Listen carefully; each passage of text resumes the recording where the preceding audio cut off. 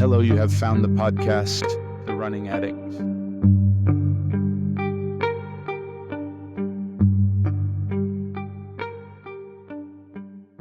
You have found yourself at the podcast, The Running Addict. On this episode, I want to dive into the first time I learned the word responsibilities. I didn't know it at the time, but I remember the very first time of feeling that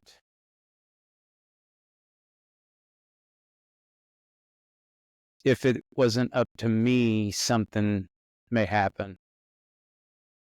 And let me dive into that a little bit deeper. I was approximately, I'd say, 6 years old when I learned about responsibilities. We had a green Maverick. We actually owned 2 of them. My mother loved them for some reason. Just consecutively, not at the same time. Not that that's important. I'm trying to find my flow this morning, and I'm trying to remember what I want to make prevalent about responsibilities for me and how I were taught these life lessons and not knowing it at the time, but knowing or finding out later that that's what life was teaching me and how it was able to move through my life. But back to this story, I remember very vividly. I was approximately 6 years old.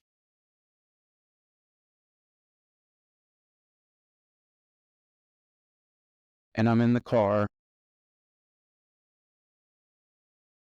And I don't know where my sister is. She had to have been 4. I'm in the front seat. And we're going through the drive-through to get what I believe would be a Happy Meal. It might have been Burger King. And, excuse me, wet my whistle there. And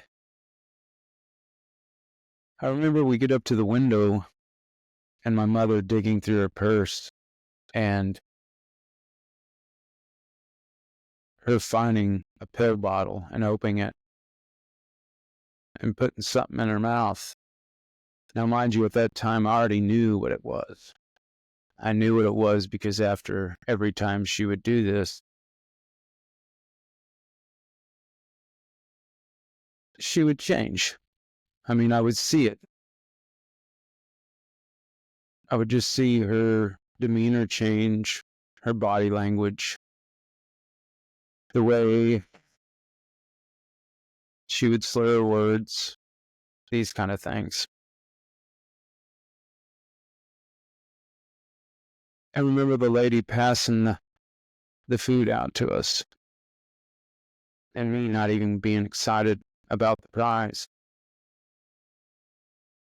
because I knew quickly I would have to keep my mother awake. Now, I know that sounds crazy. These are different times, and some of this stuff still might be going on today.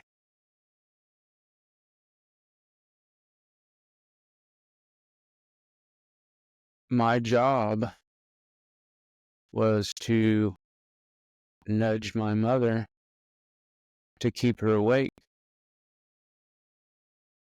So there I was, 6 years old, sitting on a bench seat in a Maverick. I believe that's what it was. It was a bench seat across. I don't remember any kind of bucket seat. It could have been. Point being, looking up to my mom, watching her eyes, seeing, are you dozing off yet? Making sure she's staying in between the lanes or the lines, between the zipper and the fog line.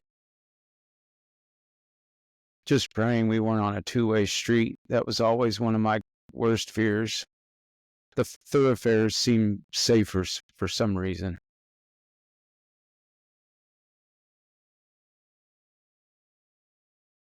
But just sitting there and watching her closely.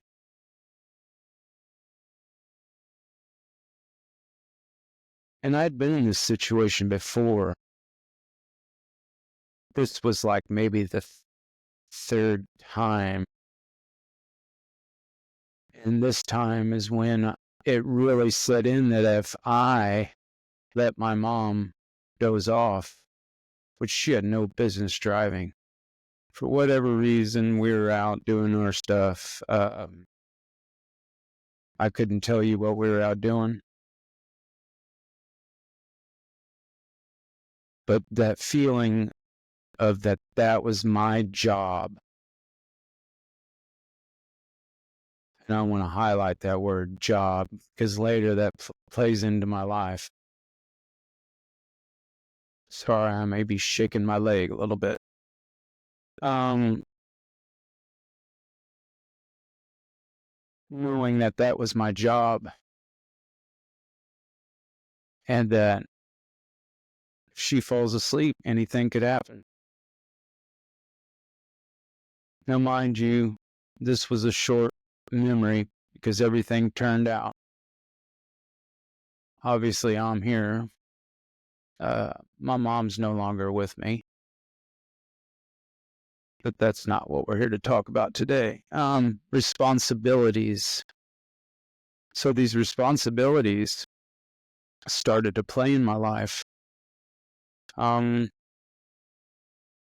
I got older, there were still those times that I would have to keep my mom awake. But as I got older, I tried to not let myself get put into those situations. It was really out of my control, but that's when I started to make up illnesses.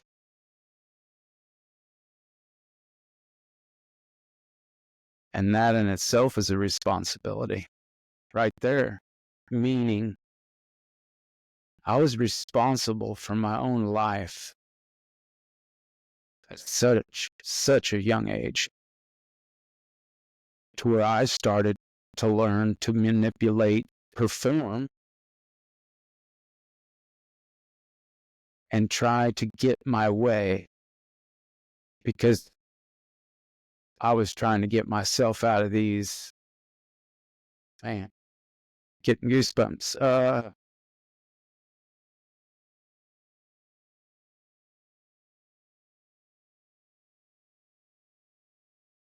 Unsafe situations.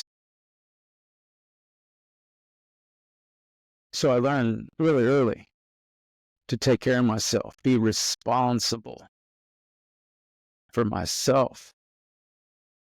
And that hits so hard lately as I've been going through and kind of taking notes and dictating into my phone.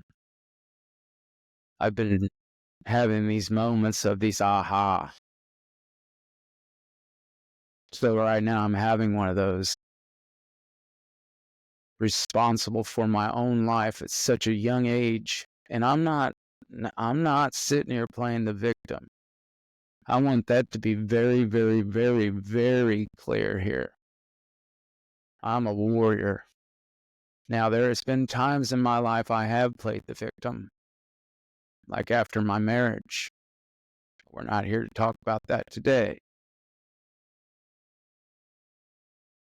I'm not here to play the victim. I'm just here to be vulnerable.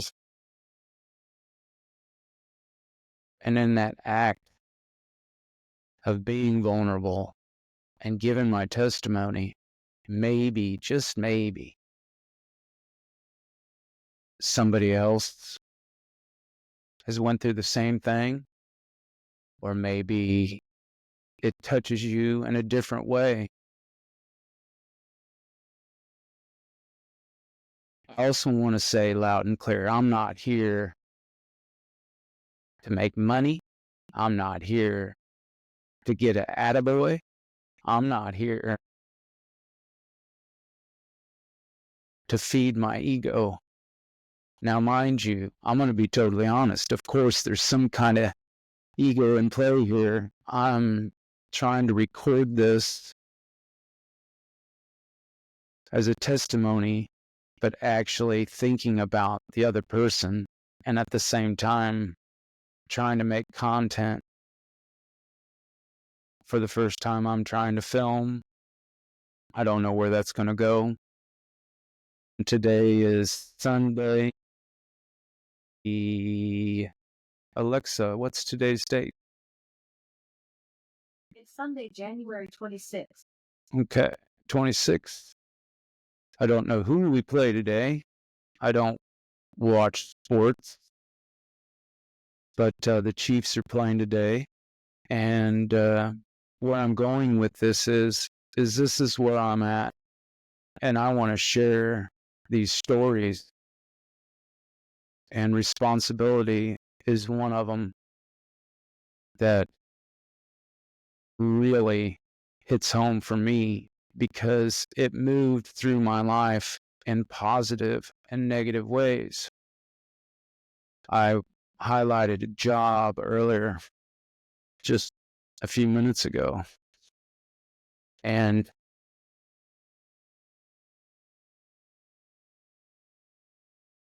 I learned very quickly, being responsible for my own life, that you must, if you want to succeed, take responsibility of your own actions.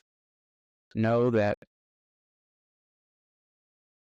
there is a cause and effect to everything. And in that, and knowing that, you can keep yourself out of this victim mentality. We all have stuff that happens to us. And hey, like I said, I've been in those pants before. The poo-poo pants, as David Goggins likes to say. I like that visual. Literally. I haven't ran my marathon yet, but I have run as far as a half. But they do say that most people defecate themselves in a marathon. I don't know. I hear stories back and forth. But anyway, let's get back on point. Yes, this is The Running Addict. And we're going to talk about how these responsibilities moved me into that fashion of my life today. But with jobs, I just knew that I must take care of myself and be the hero of my own story, as we're so often told.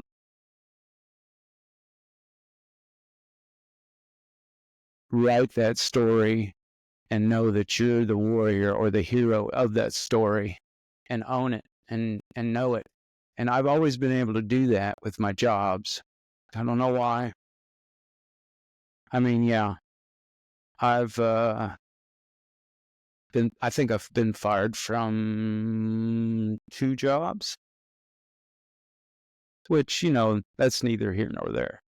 But what I'm trying to point out is that I usually excelled. I excelled in my friendships at a young age, and their parents loved me.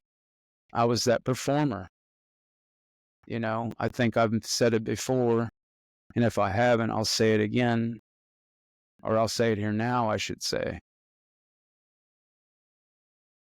I was the kid that was in the kitchen talking to your mom and dad while you were having me over to play games or go ride bikes or build forts.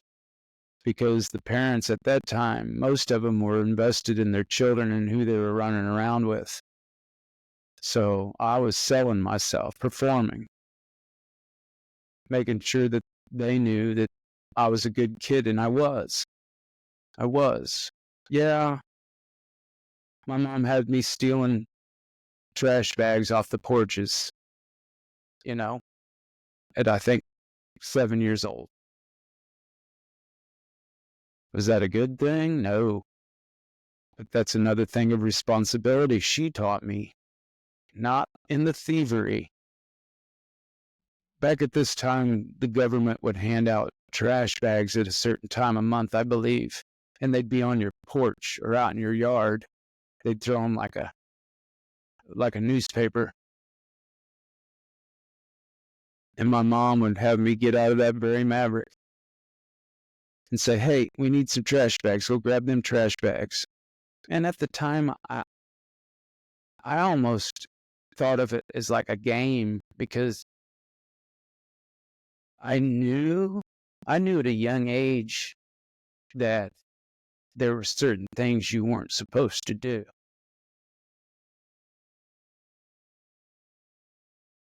I don't know why, until that I never looked at that in the actual light of what I was doing with my mother until later, when I started to be responsible for my life. And that's where I came into this analytical mindset of I analyze everything I do, I critique everything I do. And that's not a way to live either. I know that. Don't stay in your head too long. And I think we're all guilty of that. And you should spend some time there. You should. You should spend some time there and be responsible. Some may say humble yourself. I'm a Christian. I believe in humbling myself before my own peers, regardless of my faith. Regardless.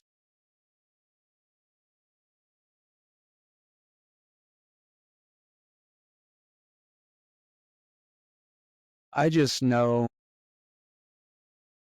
I got distracted by the GoPro. I'm sure you heard it beep, if you know those sounds. But I just knew sitting with my own stuff was the way to improve my life. And be honest with yourself. Be honest with your responsibilities. And I know that it's held me captive most of my life. And I think that's where I'd like to take this into my journey. I believe it was 2020. Yeah, 2020.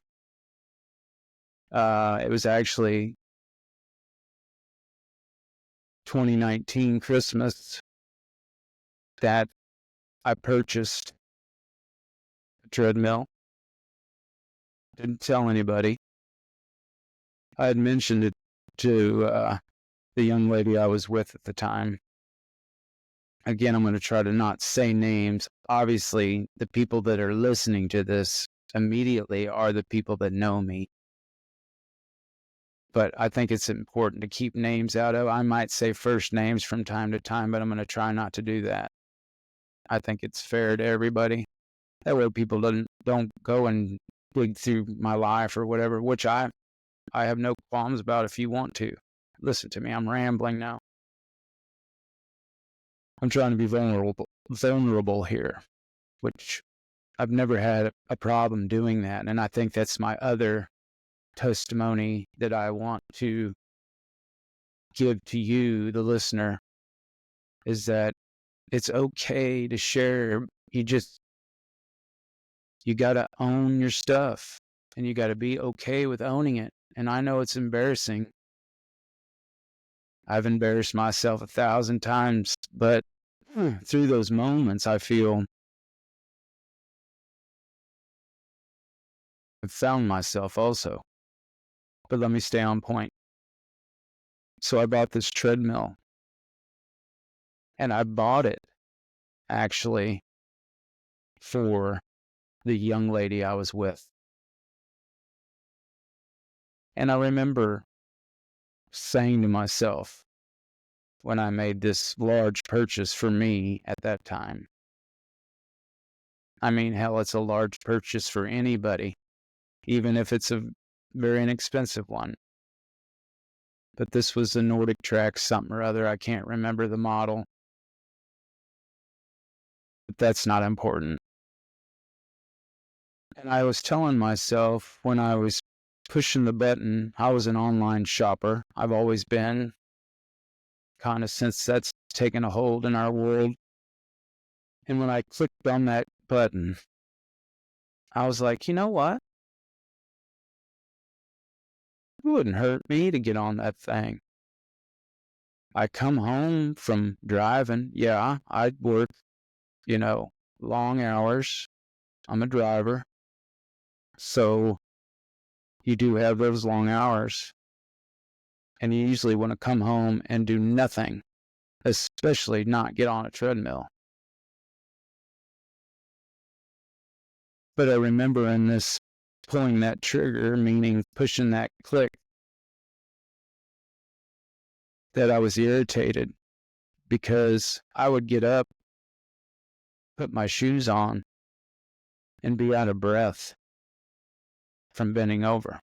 At this time, I was 247 to 250 pounds was what I would fluctuate between. And I was tired of being that way. So I said, you know what? Yeah, I think I'm going to get on this treadmill and just walk. It's not going to hurt. It could only do good things. That's the only thing that could happen from this is do good things. And I swore to myself the day that treadmill got there, I would be on it every day, walking. And it'd start out, 30 minutes. So, and I loved it. And I was like, okay. And I'd listen to my tunes or I'd watch, YouTube videos, this, that, and the other. And then I got real lazy. Listen to me. I just was making my space comfortable. I got me a little TV and I mounted it on the wall right in front of me. And I vowed that I was going to watch an episode of whatever show I was watching at the time. And I'd watch that complete episode and be on the treadmill the whole time. So that was usually around what? An hour, 50 minutes, basically, somewhere around there. I think most, binge watching shows at the time. I was watching the Umbrella Academy. I was watching Dr. Love, I believe is the other one. Peaky Blinders. You name it, that kind of stuff. So I get into an episode and then it would be over. And I'm like, I want to watch another one.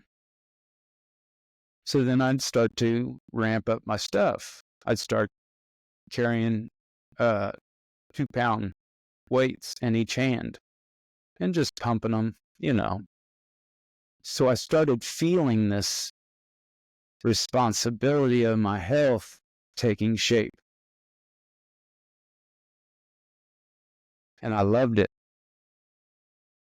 I never, ever, I even said, okay, the place where this treadmill was at the top of these steep steps. We lived in this house. Oh, I loved it. It was out in the woods, dead end street. At the top of these steep steps, the second floor, meaning the rise of the steps, were not up to code. It was an old home, but it was very steep. I fell down them steps many a time, and not even under any kind of addiction. They were dangerous. Our dogs would fall down them. Oh my Lord. Poor AJ would roll down that thing, and Chewy, mainly AJ. But anyway, so the ceiling height is my point. It's very low.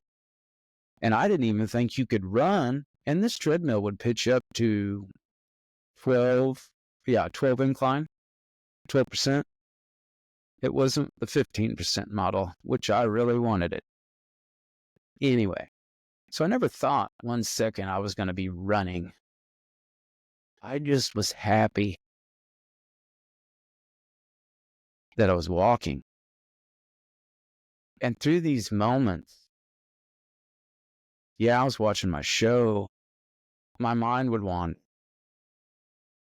because this critical person I am of myself, analyzing everything. And I started to have these consecutive days, and I was drinking. I'd come home and have my 2 cocktails, which at that time were a 6 or 7 count as you're pouring. So you bartenders, you can tell how many ounces that was, I should say, in the drink. But I'd still get up and I'd be on that treadmill every single morning. And I was wondering, I was like, if I can do this, I can do other things. So for the first time, I ran. I believe I was 46 at the time. No, 47, somewhere around there. We can do the math. It was whenever, 2020, like I said, first of the year, right after Christmas. Sorry, I had to go through that thought process there again. And I started to run, Forrest, run. And I loved it. It released that dopamine that us addicts love. And as I learned later in life, that's what gets messed up being an addict. Your dopamine receptors, they die. They're not wired. And I don't know all the language. I'm not going to sit here and try to pretend that I know the language. I know this and that. And I want to go deeper into these conversations and be able to learn the correct terminology to each situation for myself. So when I do speak, and I hope you feel that passion in my voice right now, that I'm not giving false information, but I want us all to remember I'm speaking for myself and myself only. Being vulnerable, talking about these responsibilities where I was like, okay, if I can take on the responsibility for my health in this fashion, that means I don't have to be subjected to these addictions. But here's the tricky thing I'd like to say. I am an addict. I believe I was born an addict because I come from addicts. And whether that holds water, I don't even know, but I know that I lived under a bar stool. I know that I lived under the kitchen table. And everything around me was alcohol or drugs. So, in the act of being an addict, it's a beautiful thing if you choose, and here are the key words, choose healthy addictions. And I believe that. I believe that in my heart so much.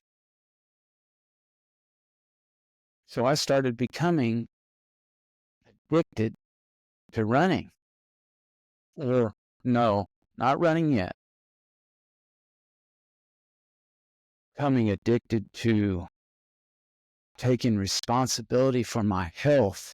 I said, if I'm going to drink myself to death, I'm going to at least be able to bend over and tie my shoes without getting out of breath. Be able to walk a flight of stairs without getting out of breath. Be able to talk without getting lightheaded.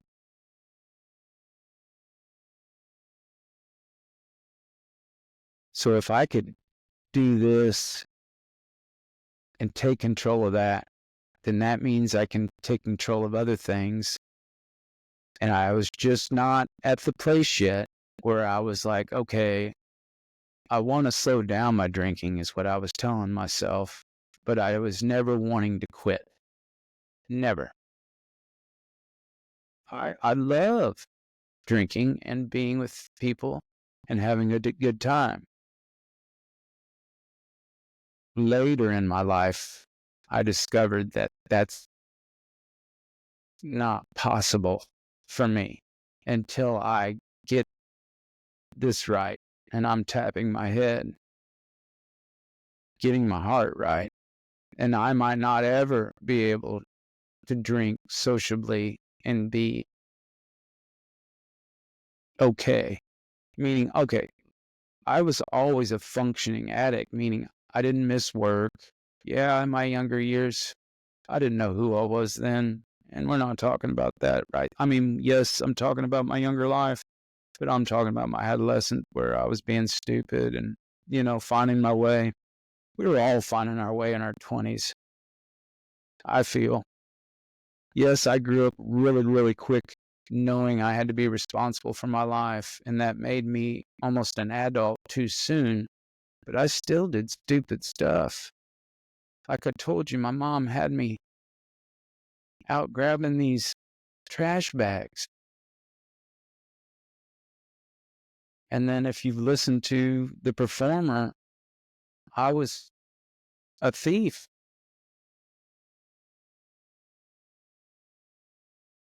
No, I'm not proud of those things, but I'm okay sharing those things because it taught me how to be a better person. If you move through your trash and own up, be responsible. That's why I love these key words. And they'll only speak to you in your way.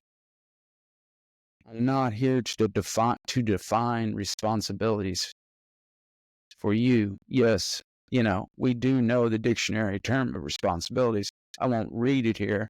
I guess we could ask Mrs. A, but we won't do that.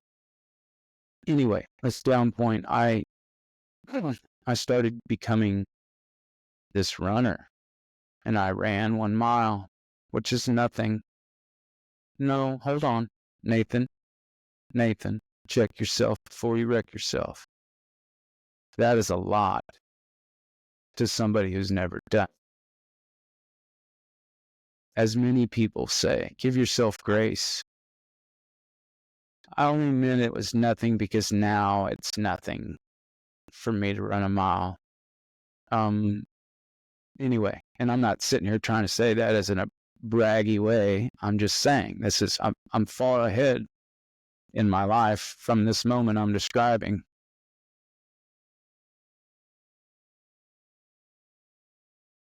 As I drink my hydration drink.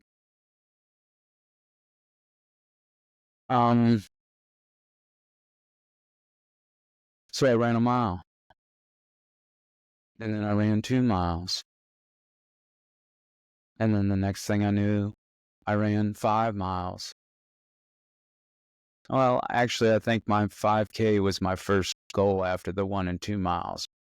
But then I remember being on Facebook, playing around, being silly, using filters, and a high school friend dropped in, and I was almost at 4 miles.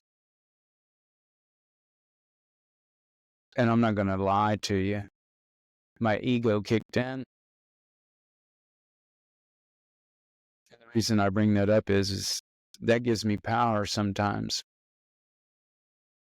Know when to use that warrior spirit inside.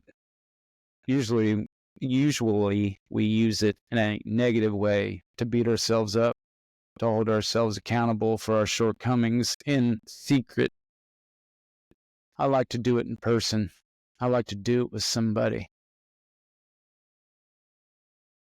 That's why I'm here doing this with you.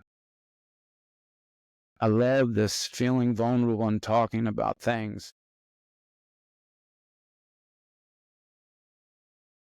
So I was on there playing on the Facebook, and it gave me motivation because my ego kicked in and said, "Hey, show her you can run 5 miles." So Logan said, "I'm trying to run 5 miles today." I'm on there live video, just going back and forth and having a good time. I think I'm at I don't even know what pace I was at then. I want to say right around 10.5, 11-minute miles. But when I take breaks, that's really right where I'm at when I come back in. So anyway, she said, "You can do it. You can do it," is what she texted. And I was like, okay, that's all I needed to hear. And I did it. I got off that treadmill. I almost fell down them steep ass steps. I went out this door that we always had open with the baby gate in front of it. So the breeze, we had French doors on the other side, open floor plan. Walked over the baby gate to go out, gravel pit right there with all the plants and the rock ledges, and screamed to the top of my lungs. And that dopamine was there, baby. And I loved it. My legs felt wonderful. I felt wonderful. Being responsible for my health felt wonderful.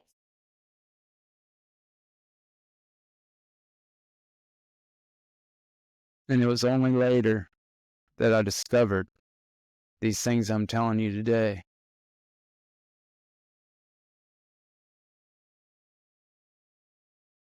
It's from the trenches I've learned this shit that is so precious in my life and it should be precious to all our lives. But that's neither here nor there.